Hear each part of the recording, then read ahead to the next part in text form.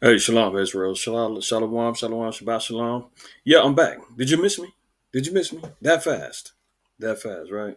Hey, real quick. I'm not gonna be before y'all too long. I can't. I got other works to do today, but nonetheless, I did want to check in with the fam real quick. I made mention of the movie and the documentary, Ukraine on Fire, and if anybody's looking for it, I know it might be hard to find. It used to be on, mind you, this was made in 2016. So, the documentary is damn near 6 years old. It's been removed from YouTube.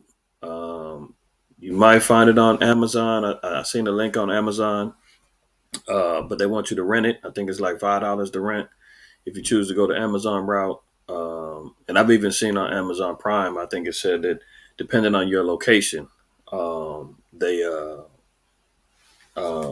may not have it. So I'm going to put a link in the description where you can get the video for free. You can watch the documentary for free. You may be able to download it. I did. Anytime you see something that's being removed from certain platforms and it's hard to find, it might be of importance. It might be something that you might want to, put in the stash and lock in the safe. So nonetheless, I'm gonna help the fam out. I put a link in the description so you can make sure that you can check it out. Um, a couple things I just wanted to share as well with brothers and sisters, man. You know how time flies. It ain't been but 24 hours, right? Um, Check this out. So I meant to bring this out last night as part of the understanding of what else is happening over there in the Ukraine. We talked about the infiltration of the nationalist right and these far right militias. The question right here is what? Are there really neo Nazis fighting in the Ukraine? Well, yes. As they're running around talking about that was Russian propaganda and all this other madness, right? So if they are really having, and this was what published March 10th, 2022. So we're talking about this war right here. You've got American troops, NATO sitting over there backing up the Ukraine, sending them weapons, giving them food, giving them money. Didn't we just get to seeing how much $13 billion is going over there? You've got other, and even if they're not quote unquote neo Nazis, they're fighting side by side, so they must be in agreement on something. So the question here has already been answered: are there neo Nazis fighting for the Ukraine? Well, yes. Oh, but it's a long story. No, we don't. We don't want to hear that long story. That filibuster, you trying to clean up what that really means. So we'll leave that there. Okay.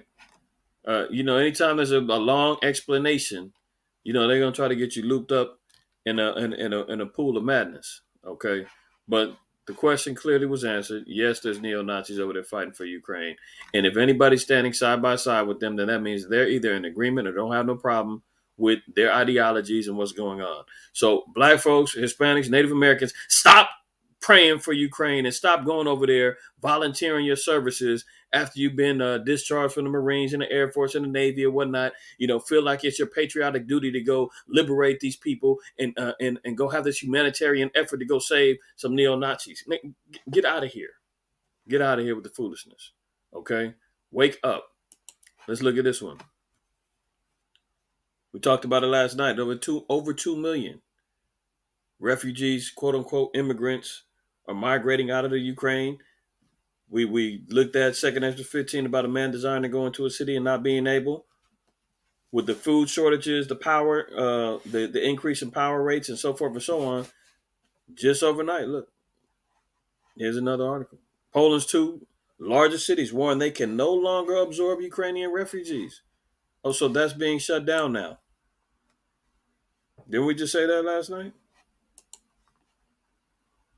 It's going to get to a point that what are you going to do with these Ukrainian refugees who start trying to force their way in, or they're going to start, having uproars and risings of the people pissed off because now they don't have safe havens and they can't go to their closest city, which is Poland.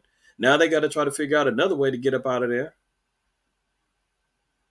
Poland saying, "Look, we got limited resources, so forth and so on. You can't come over here."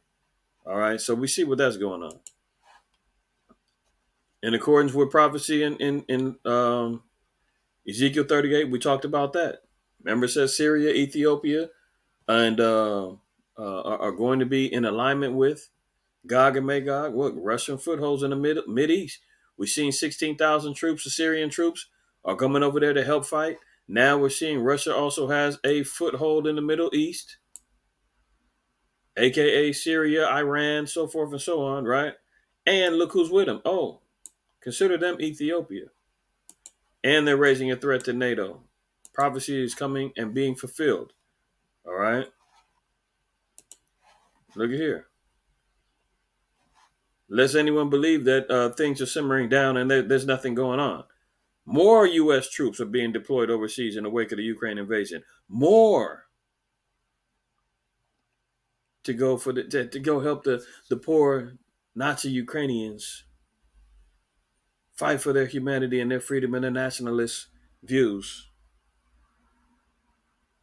America's saying we're sending more troops over there to shore up for what looks like and could possibly be World War III. But look at your boy.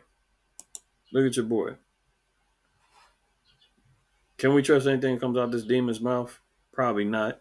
But let me let him ramble, and then I'm out of here. I want to be clear, though. We're going to make sure Ukraine has the weapons to defend themselves from invading Russian force. Oh, now listen to what he said. Let me be clear, though. We're going to make sure that Ukraine has the weapons and the supplies and everything they need to fight against the Russians.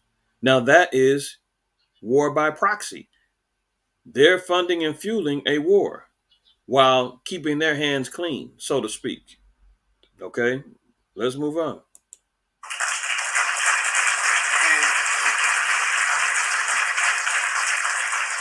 And we will send money and food aid to save Ukrainian lives. We're going to welcome Ukrainian refugees with open arms if, in fact, they come all the way here. Yeah. Do you hear that? We'll welcome them with open arms if they come over here. I guess the war-torn and drug-filled and cartel-ran cities and states in Guatemala, El Salvador, Mexico, so forth and so on, they're trying to escape.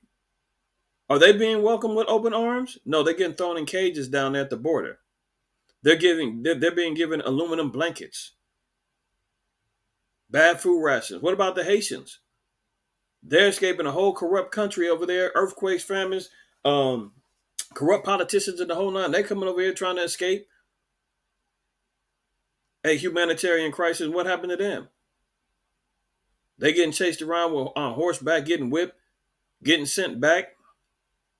Remember that? But you remember they said that these were good white folk. Remember the press saying that? These are blonde-haired, blue-eyed Christians like us. Not them little dirty Israelites that's trying to get around. Not them. Then he said, we'll welcome them with open arms if they can make it all the way over here. And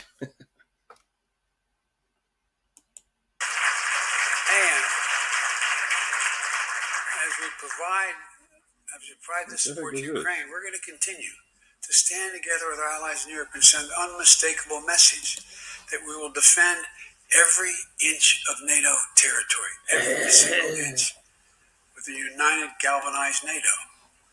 One movement. That's why I moved over 12,000 American forces along the borders with Russia, Latvia, Estonia, Lithuania, Romania, etc.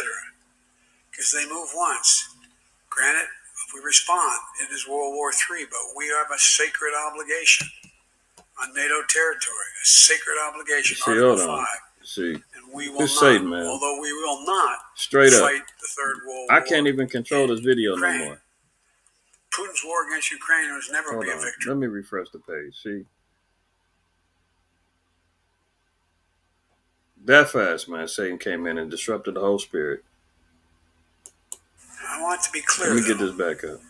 We're going to make sure Ukraine has the weapons to defend themselves from invading Russian force.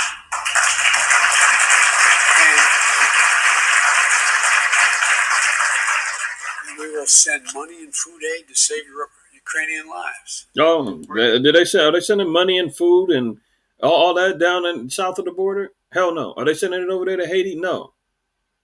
What they do? They sent them UN troops over there in Haiti after the earthquake broke out and spread all kind of cholera and disease over there, raping the women and everything else.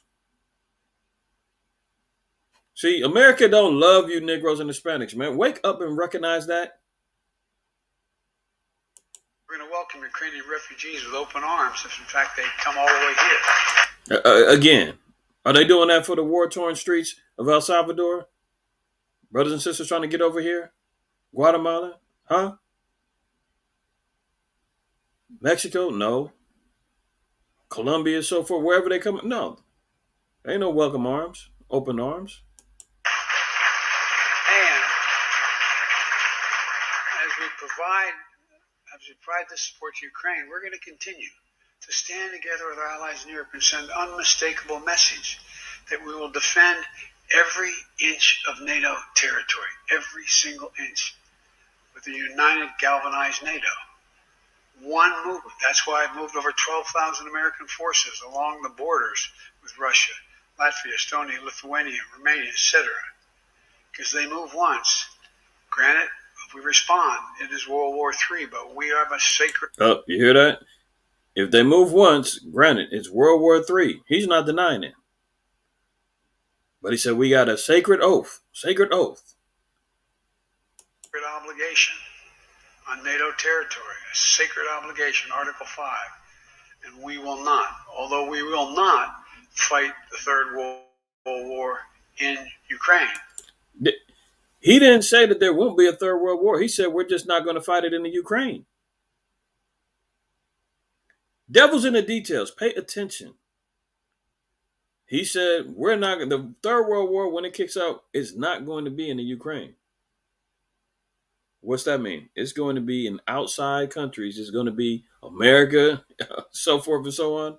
Hello? He's not denying that it's going to happen. He's just saying the location. Well, the scriptures tell us that.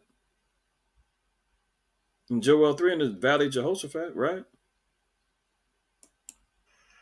Putin's war against Ukraine will never be a victory. Democrats are rising to meet the moment, rallying the world on the side of peace and security. We're showing the strength and we'll never falter. But look, the idea that we're going to send in offensive equipment and have planes and tanks and... Whoa. Listen to the damn devil lie again. He said the idea that we're going to send in offensive equipment. Didn't he just say at the beginning of this video, it ain't take but a minute. This video is 1 minute and 52 seconds. In less than 2 minutes, he done already lied a couple of times. He said, let me be clear, don't get the idea that we're going to send offensive equipment. Didn't he just get through saying we're going to make sure that they have plenty of all the weapons that they need and every... Hold on. Equipment and have planes and tanks and trains. The idea that we're going to send in offensive equipment and have planes and tanks and trains going in with American pilots and American crews. See how he throws that in? That, the white lie is we're sending them, but we're just not going to have our troops in those vehicles and planes. But you're sending them. Just understand, and don't kid yourself, no matter what you all say. That's called World War III. Okay? Let's get it straight here, guys. That old expression, don't kid a kidder. Now, I'd like to speak... Don't kid a kidder. In other words, man, you can't fool a liar when you're the liar. When you're the devil, you can't kid the devil. All right, that's it for me, man. All praise, honor, and glory to the Most High. This is your brother IQAhmath, first name IQ. It's all the same. Messengers of the Covenant. Find us on YouTube, Messengers of the Covenant Reloaded. Find us on Instagram, Messengers of the Covenant. The Covenant144 at gmail.com. All praise, honor, and glory to the Most High, Yahweh Shai. And always remember to fear the Most High, keep the commandments, and don't ever shoot your messenger. Shabbat shalom, y'all.